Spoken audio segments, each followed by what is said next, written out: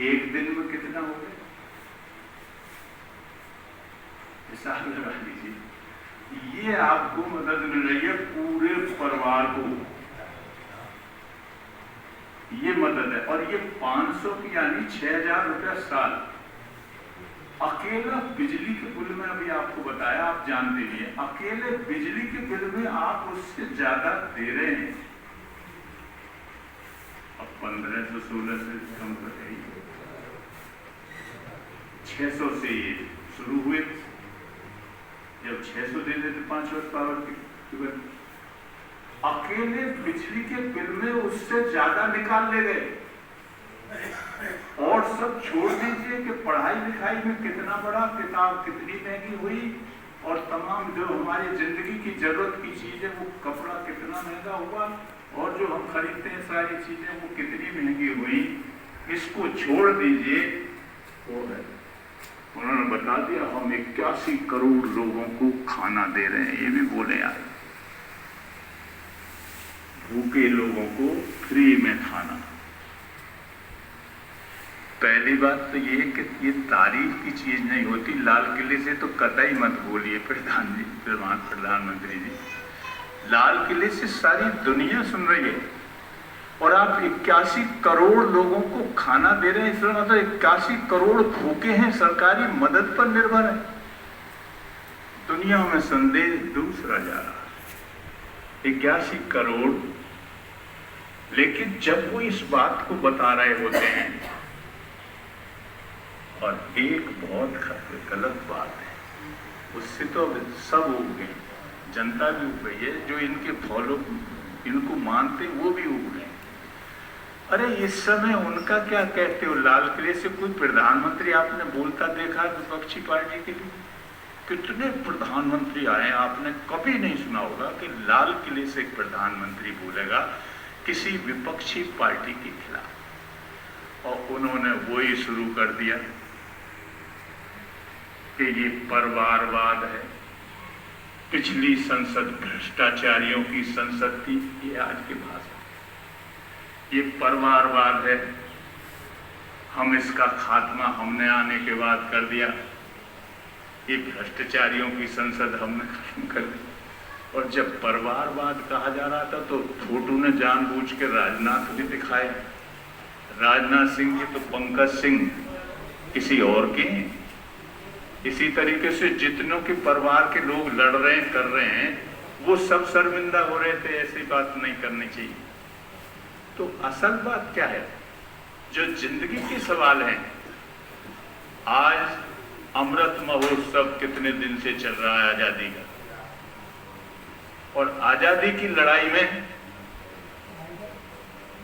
ये जो शामिल हैं,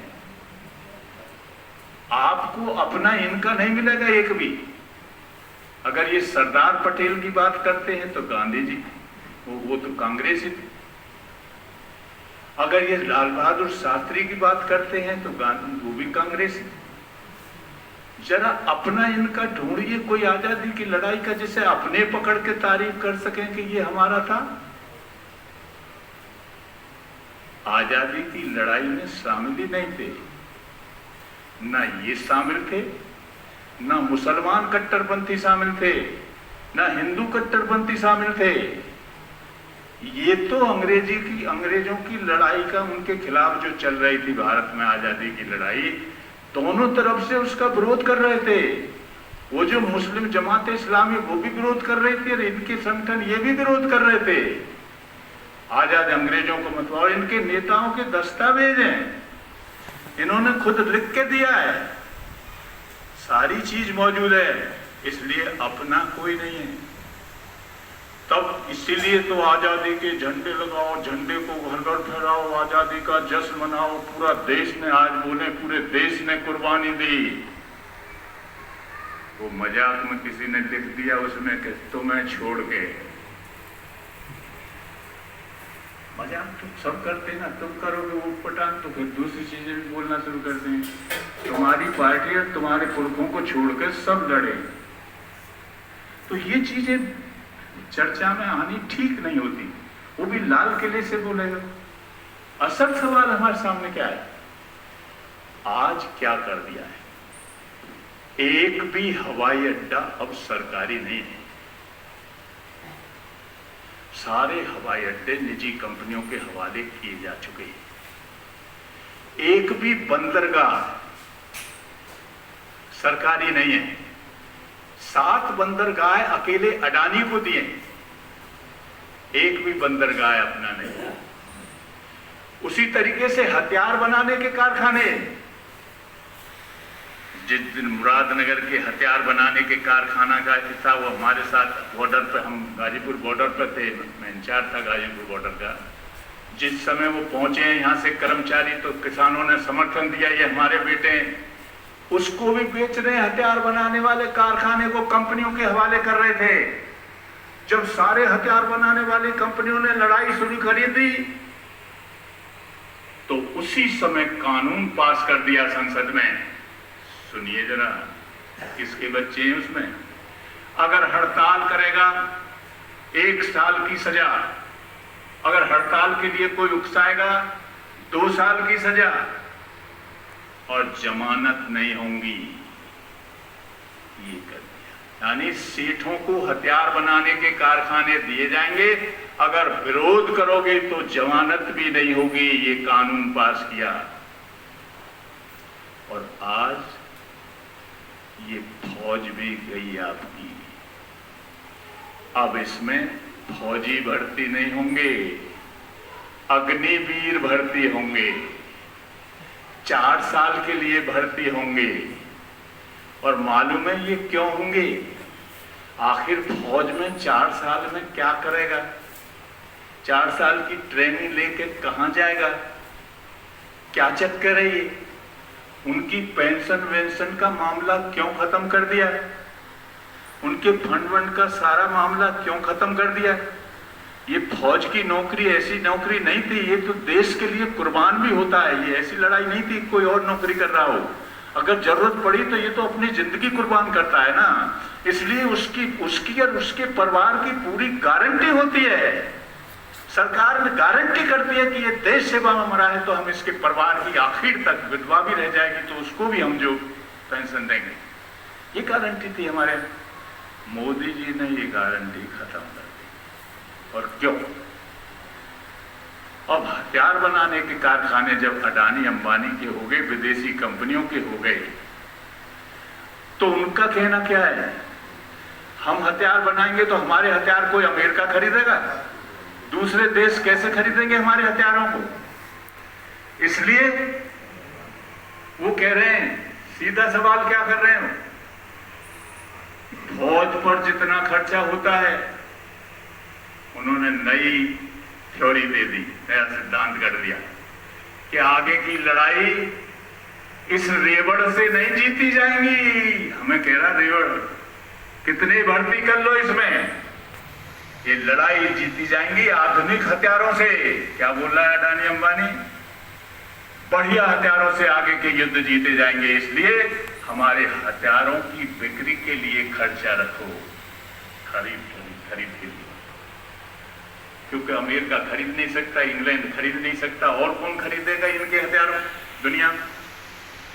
तो अपनी मिलिट्री, अपना देश का खजाने का पैसा उनके मुनाफे में जा सके, इसलिए पिछले बजट में 5 लाख करोड़ का बजट था फौज का। इसमें 2.5 लाख करोड़ तो था हथियारों, और 2.5 लाख करोड़ था इनकी पेंशन फंडों पर, इन पर। और वो कह रहे हैं कि 2.5 लाख करोड़ को कम करो, ये भी हमें हथियारों पर खर्च दो। और दूसरी खतरनाक बात क्या है? आपने यूक्रेन में युद्ध चल रहा है, बहुत खतरनाक चीज है। ये अग्निवीर को बता रहे हैं, ये अखबार इन पर मत जाइए, वो कह रहे हैं देश सेवा के लिए दौड़ रहा है अग्निवीर, ऐसा फोटो छाप रहे हैं। अरे इसके पेट की मजबूरी है, इसके घर की गुजर बसर का सवाल है, जिंदगी का सवाल है। इसलिए तुमने 4 साल कर दिया, उस पर भी जा रहा है। तुमने पेंशन काट दी, उस पर भी जा रहा है। तुम 4 साल बाद खदेड़ कर इसकी भाड़ी पर लात मार कर भगा दोगे, उस पर भी जा रहा है, उस पर भी जा रहा है। उसको वीर मत बताइए, वो बहादुर किसान मजदूर का बेटा है, आपके बनाए वीर नहीं बन गया है। उसका जज्बा ये है कि वो एक डेड बॉडी अगर आ जाएगी, इन सेठों के लड़के होते हैं, नेताओं के लड़के होते हैं क्या इस फौज में, एक डेड बॉडी हो जाएगी, बिना जाति बिरादरी का भेदभाव किए सारे गांव उमड़ पड़ेंगे उसको श्रद्धांजलि देने के लिए। देशभक्ति हमको मत सिखाइए, इन किसानों मजदूरों को देशभक्ति मत सिखाइए, दुनिया के पूंजीपतियों को और यहाँ के अडानी अंबानी की चाकरी करके हमको देशभक्ति मत सिखाइए, हमारी फौज को ठेके पर देकर हमको देशभक्ति मत सिखाइए। यूक्रेन में वैगनार ग्रुप एक फौज, सुना होगा वैगनार ग्रुप, ये क्या है फौज, ये प्राइवेट कंपनी की फौज है, पुतिन की फौज है प्राइवेट कंपनी, और इसका कितना उभारा दिया सारी दुनिया जानती है। क्यों? अमेरिका में वो भी प्राइवेट फौज रखने लगा, इंग्लैंड में वो भी प्राइवेट फौज लगेगी। ये लुटेरे देश जो है, यहाँ के पूंजीपतियों ने सरकार से फौज अपने हाथ में ले ली, इसलिए बड़ी तारीफ कर रहे हैं वैगनार ग्रुप, बहुत बहादुर है, बहुत है, ये लड़ाई में यही जीत रहा है, उसकी वजह से पुतिन जीत रहा है, ये तारीफ करते रहे। प्राइवेट फौज, और कैसी फौज है जब पुतिन ने बनाई तो जेलों के गेट खोल दिए, क्रिमिनल जो अपराधी थे वो सब उसमें भर्ती, खूंखार लोग उसमें भर्ती किए गए, ऐसी फौज बनाई। अब ये खतरा 4 साल बाद ये कहां जाएगा? ये कहीं अडानी की फौज में तो नहीं भर्ती होगा आने के बाद, ये कहीं अंबानी की फौज में तो भर्ती नहीं होगा, ये कहीं प्राइवेट फौज में तो नहीं बनेगा सिपाही। ये खतरा आ गया है, वरना तो क्या मतलब था फौज की पेंशन खत्म कर देने का, फौज का सारे कर्मचारियों की कर दी पहले ही, वो अटल जी कर गए थे जब अटल जी आए उस समय तमाम सबकी पेंशन खत्म कर दी, बीएसएफ की भी तभी खत्म कर दी थी, सीआरपीएफ की भी तभी खत्म कर दी थी, और सब अर्धसैनिक बल है उनकी भी तभी खत्म कर दी थी, जिन सरकारी कर्मचारियों की पेंशन खत्म की थी। आखिर इससे क्या जा रहा था इनका? खत्म। और अब ये आए तो इन्होंने फौज की भी खत्म कर दी। ये खतरा है जो आ गया है सामने, और ये हकीकत है। ये गार्ड बनेंगे या तो इन प्राइवेट कंपनियों में आगे सरकारी ट्रेनिंग पाए, सरकारी खजाने से ट्रेनिंग होगी, और ये गार्ड बनेंगे नोएडा में आगे, कंपनियों के गेट पर खड़े होंगे बढ़िया सुरक्षा देने के लिए। ये इनकी जिंदगी। इसी तरीके से साथियों शिक्षा का किया है, नई शिक्षा नीति आ गई, जरूर जानिए, मेहरबानी करके हाथ जोड़ के निवेदन है, हमारा दोष नहीं है। मैं तो इन बच्चों को देखता हूँ, नाचते आ रहे हैं, आज स्वतंत्रता दिवस पे नारे लगा रहे हैं, भगवा झंडा ले रखा है, वो बेचारों का दोष नहीं है, तरस आ रहा है, उसे बताया ही नहीं जाता। अगर एक भी काम सरकार की नीति का बता दे, अगर इस फौज के बारे में बता दे क्या कर दिया है, अगर शिक्षा के बारे में बता दें, तो ये शिक्षा नीति 2020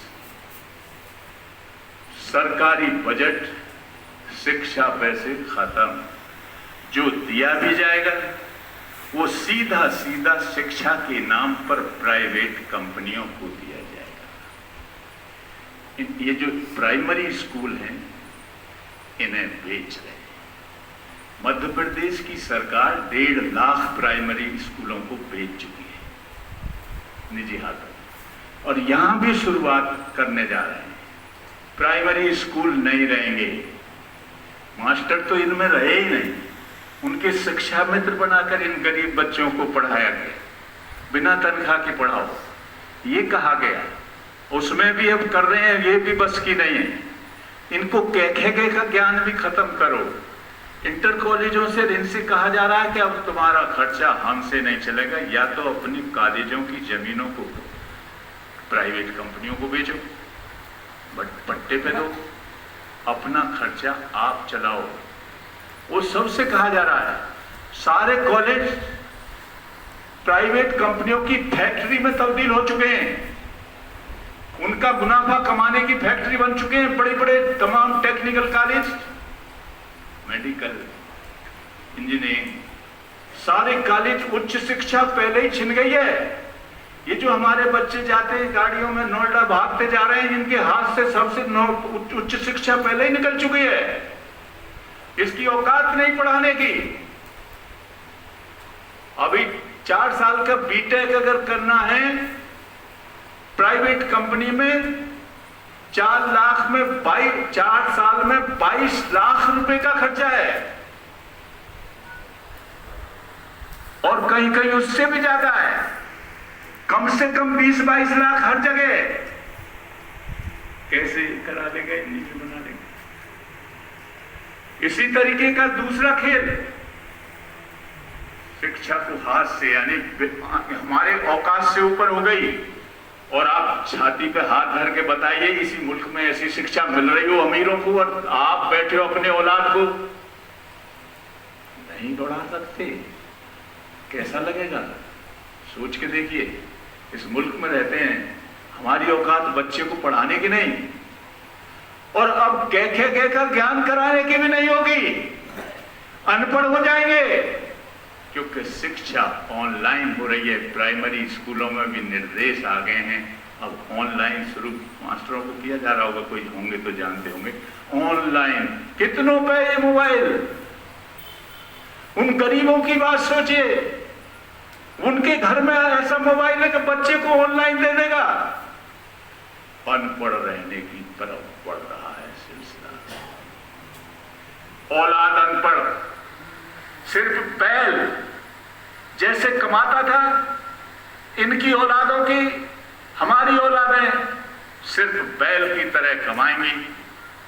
कोई ज्ञान उनको नहीं होगा। इतना फर्क पड़ गया है। जैसे गांवों में भी हम करते छोटे छोटे प्राइमरी से प्राइवेट स्कूल खुल गए, मॉन्टेसरी खुल गए, उनमें हमारे घर में भी टाई बांध के बच्चे को भेजते हैं।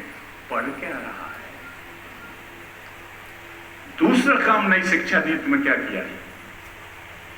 ज्ञान विज्ञान खत्म, पाखंड को पढ़ाना शुरू। शिक्षा का मतलब तो ज्ञान विज्ञान होता है, लेकिन आप जानते होंगे 10वीं क्लास की सीबीएसई के कोर्स से डार्विन को निकाल दिया है। डार्विन वैज्ञानिक है, बहुत बड़े वैज्ञानिक हैं जिन्होंने जीवन की खोज की, किस तरह वनस्पतियों की और जीवन की खोज। जानते होंगे, पढ़े लिखे हमारे बच्चे जानते होंगे। डार्विन को कोर्स से निकाल दिया है। 10वीं का बच्चा ना जान सके कि डार्विन ने क्या कहा था। पूरा मुगल इतिहास खत्म। मुगल इतिहास को खत्म करोगे तो फिर महाराणा प्रताप अपने आप खत्म हो जाएंगे भाई, क्योंकि मुगल अकबर से लड़े हो तो, और अकबर से लड़े तो जब अकबर का जिक्र नहीं होगा तो महाराणा प्रताप का जिक्र कैसे करोगे? ये कोई बात है? इतिहास को कोई ऐसे खत्म कर देगा? तुम कह दो कि इतिहास खत्म हो जाए, तुम्हारे दिल में मुसलमानों के खिलाफ नफरत है, तुम इतिहास खत्म कर दोगे? अरे इतिहास कैसे खत्म हो जाएगा? 30,000 पठान थे महाराणा प्रताप की फौज, 3,000 पठान भर्ती थे महाराणा प्रताप की फौज में। महाराणा प्रताप का कमांडर हकीम शाह सूरी मुसलमान था, और अकबर का फौजी कमांडर मान सिंह था, हिंदू। तो वो हिंदू मुसलमान की लड़ाई नहीं थी, रियासत से रियासत की लड़ाई थी। लेकिन यह चेतक को जानते हैं, पूछ लीजिए किसी को जानता हो कोई चेतक? घोड़ा का सब बता देंगे। महाराणा प्रताप घोड़ा क्या नाम था? चेतक। और उनके कमांडर का क्या नाम था? ये माया है, इस माया को समझिए, उसको किसी को पता नहीं। तो ये चीज तो अब तक थी, अब आगे और सचेत रूप से ये सब चीज खत्म की जा रही है। और गाय का गोबर और मूत्र पर यूनिवर्सिटियों में रिसर्च होने जा रही है। अब रिसर्च पढ़ेंगे आप, इसमें कितने गुण हैं, कितने, और ताज्जुब करोगे। वो पता नहीं ऐसा अनपढ़ समझते हैं, क्या समझते हैं, पूरी जनता ऐसी होती नहीं है। अभी मैं एक पर्चा पढ़ रहा था उनका पिछले महीने, उस पर्चे में लिखा, गाय के भक्त बता रहे थे, अकेले वैज्ञानिक तरीके से उसकी व्याख्या कर रहे थे अकेला गाय ऐसा जानवर है जो कार्बन डाइऑक्साइड लेता है और ऑक्सीजन छोड़ता है। अब आप समझिए, माथे में ईंट मारोगे सुन के।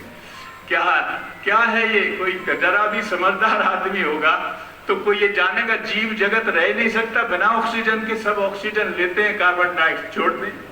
लेकिन वो गाय के लिए अगर गुमराह करना है आदमियों को, तो जनता को, तो वो इस तरीके की चीजें विज्ञान में पेश करेंगे। ये हमारे सामने कर दी। साथियों, यही पानी के साथ हो रहा है।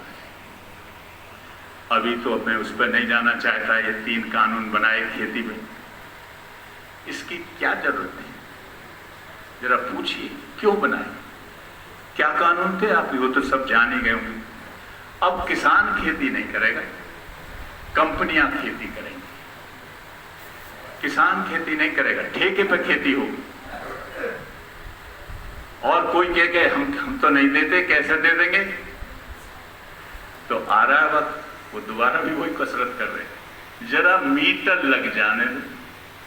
अगर कंपनियों को ढूंढते ना फिरो कि हमारे खेत ले, खाली मीटर लगने से अभी तो रोक दिया 700 किसानों ने शहीद होकर, वरना सारे खेतों में बाउंड्रियां होती कंपनियों की, और एक भी आड़ती और ये मंडी ढूंढी नहीं पाती।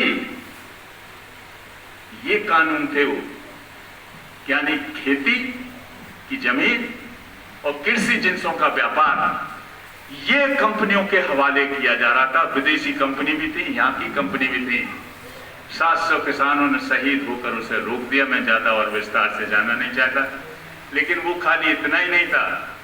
किसान के लिए सीधा सा मतलब था, तू अपने खेत पर काम करना चाहता है तो कर, ना करना चाहता तो राम राम। 30 साल तक तू और तेरी औलाद इसमें घुस नहीं सकती, झोंपड़ी भी नहीं डाल सकता।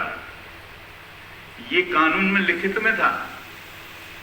और तू जब आएगा, अब स्वाभाविक बात है 30 साल बाद जब वो आता तो ना ये दुनिया होती, ना ये ब्लॉक होता, ना ये मंडी होती, ना ये बिजली होती, ना ये सब होता। ये 30 साल बाद फिर क्या कह सकता होता कंपनी से हट, मेरे खेत पे से मैं करूंगा। खेती को, जमीनों को हड़पने का तमाम मुल्कों में इन्होंने यही किया है। भारत में तो इन्होंने इनको लाए इसलिए थे। आप गौर करिए, 2-2 प्रधानमंत्रियों की हत्या के बाद आए। इस मुल्क में 2-2 प्रधानमंत्रियों की हत्या कराई गई। इसमें मंदिर मस्जिद के नाम पर 10,000 लोगों का कत्ल कराया गया।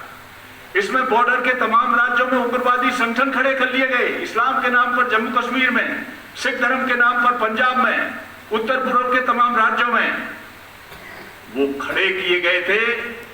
मुल्क को तबाह किया गया था, तब ये लाए गए हैं। और ये खाली हिंदुओं में ही नहीं है।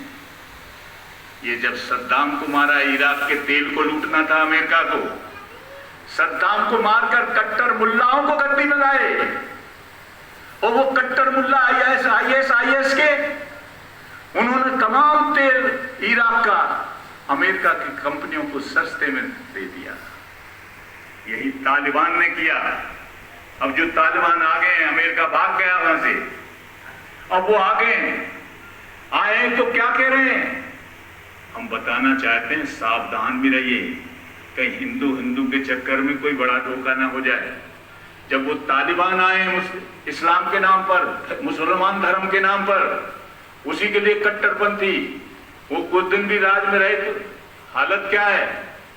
जैसे ही अमेरिका गया भी और वो आए, उन्होंने ऐलान कर दिया 15 साल की लड़की और 40 साल की विधवा, इनकी शादियों पर रोक लगा दी जाए।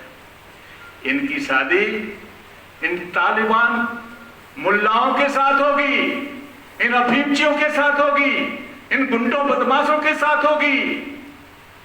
और वो किसी हिंदू लड़की की बात नहीं कर रहे थे, किसी यहूदी लड़की की बात नहीं कर रहे थे, इस्लाम में विश्वास करने वालों की लड़कियों की बात कर रहे थे।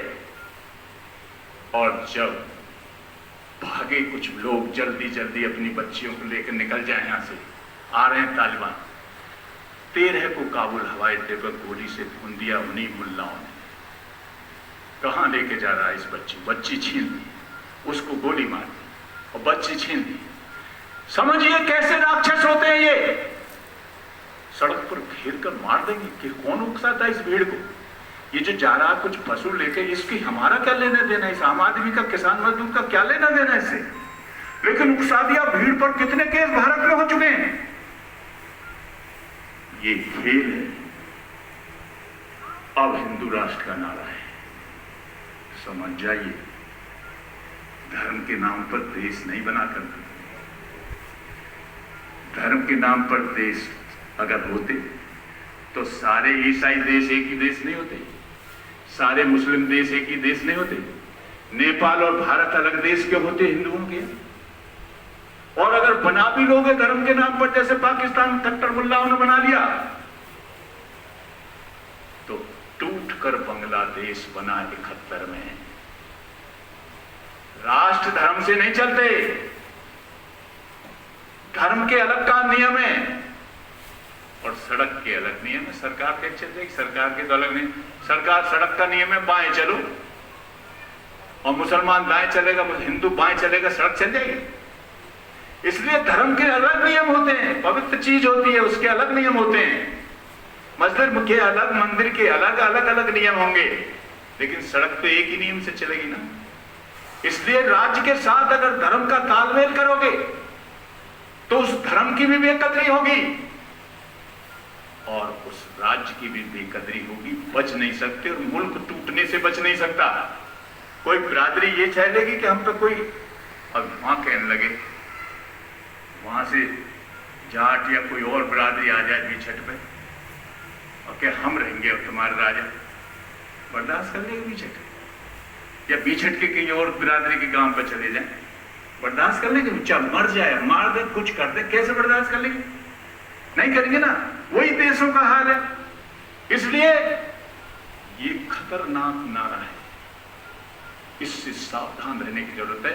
ये अब जब समूचा बेचेंगे देश को, क्योंकि अब ये क्या कर रहे हैं, पानी जा रहा है।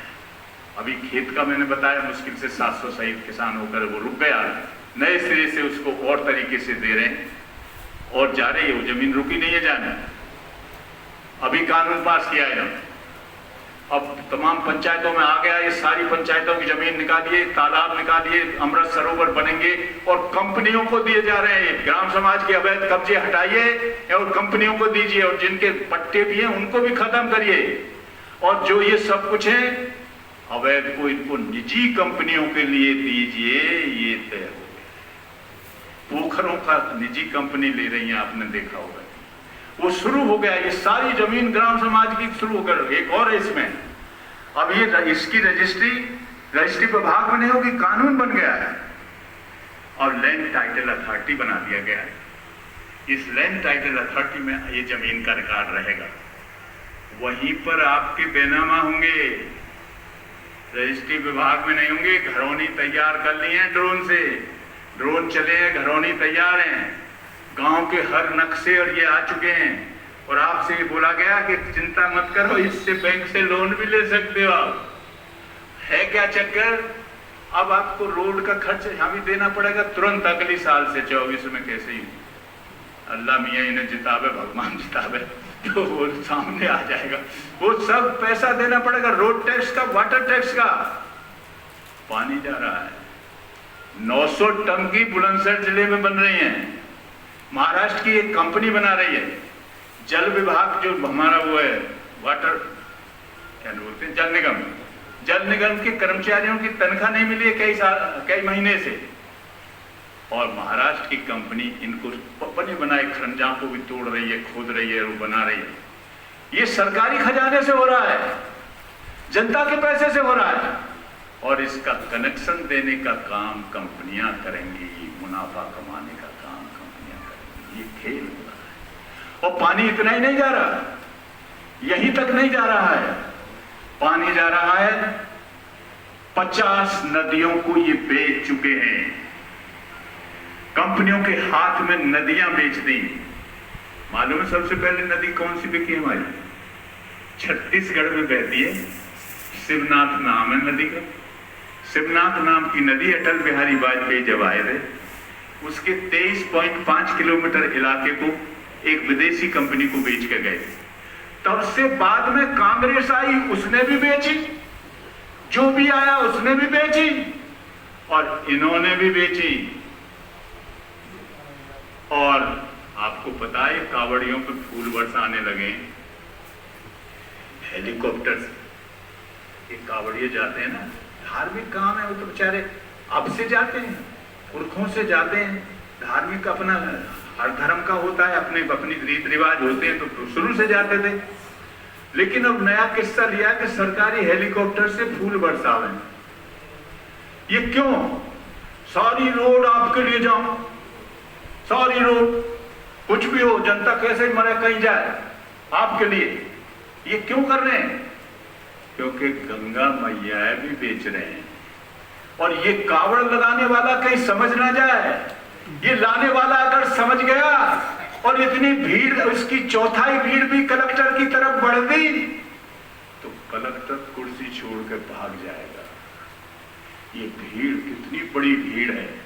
अगर ये पेट के सवाल पर आ गई, अगर ये जिंदगी के सवाल पर आ गई, अगर ये जमीन के सवाल पर खड़ी हो गई, अगर ये रोजगार के सवाल पर खड़ी हो गई, अगर ये इज्जत आबरू के सवाल पर खड़ी हो गई, तो कोई सरकार बचेगी? नहीं बचेगी। इसलिए फूल बरसाओ, इनके लिए रोड करो, इन्हें जो करो। और चुपके से ऑनडेव एंड ड्रगमेंट नाम की फ्रांस और अमेरिका की कंपनी है। अटल के टाइम से ही सौदा हो रहा था गंगा मैया का। अटल जी से उन्होंने कहा, मेला लगाने दोगे कि नहीं? धार्मिक नदी है, हिंदुओं की आस्था जुड़ी है। ये पलेजे बोने दोगे कि नहीं?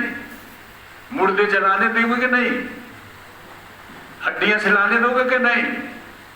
ये सवाल आए। उसे 24 डेगियों से चल रही थी अटल जी की सरकार, 24 पार्टियों के समर्थन से। उनके पैर कांप गए, तब नहीं कर पाए। अब ये फूल बहुमत से आपने पहुंचा दिए। आज कोई है माई का लाल जो मूर्ति सला जाए गंगा जी में? साफ करके देना है। कंपनी का कहना क्या था? साफ करके गंगा को हमें दीजिए जब लेंगे। 22,000 करोड़ सरकारी खजाने से खर्च कर चुके हैं गंगा की सफाई पर। और विदेशी कंपनियों का क्रूज घूम गया है। आपने देखा हो गंगा जी में, यहां से लेकर ब्रह्मपुत्र होते हुए गया है। सैलानी उसमें दारू धक्कड़ सब चल रहा था। वो सैलानियों दिखाते हुए अखबारों में देखा, वो तो अखबारों ने दिखाया था वो क्रूज। इसलिए गंगा बेची जा रही है। और यहां तक तो गनीमत है, जमीन के अंदर का पानी जा रहा है। राष्ट्रीय जल नीति घोषित कर चुके हैं, हिंदी में भी है। ऑनलाइन निकाल कर पढ़ लेना भैया, जरूर पढ़ना। हमारे पास भी इतने संसाधन नहीं है कि लोग जान जाए, हमारी आवाज में इतना दम हो, सब जान जाए। क्योंकि सारी आवाज पर इनका कब्जा है, सारे अखबार इनके हैं, सारा रेडियो इनका है, टेलीविजन इनका है, तमाम मीडिया इनका है। सोशल मीडिया पर थोड़े बहुत कोई लोग अगर बोलता भी है, उसकी ज्यादा आवाज नहीं है। इसलिए ये बात नहीं बताई जाती कि जमीन के अंदर का पानी जा रहा है। राष्ट्रीय जल नीति घोषित कर चुके, उसमें लक्ष्य क्या बनाया है? अब कहीं भी किसी को मुफ्त में पानी नहीं मिलेगा। कहीं भी मुफ्त में पानी, पीने का पानी कंपनी सप्लाई करेंगी। तो बुलंदशहर में आप देख रहे हो 900 टन की बन रही। खेती का पानी कंपनी सप्लाई करेंगी। तो शिवनाथ नदी का 23.5 किलोमीटर इलाका जो दिया था, वो हरदम पानी रहे। इसलिए नदियों को जोड़ रहे हैं आपस में, ताकि वो खेती का पानी सप्लाई करते रहें। और पीने उद्योगों का पानी कंपनी सप्लाई करेंगी, इसलिए सारा पानी वो करेंगी। राष्ट्रीय जल नीति पढ़ लेना,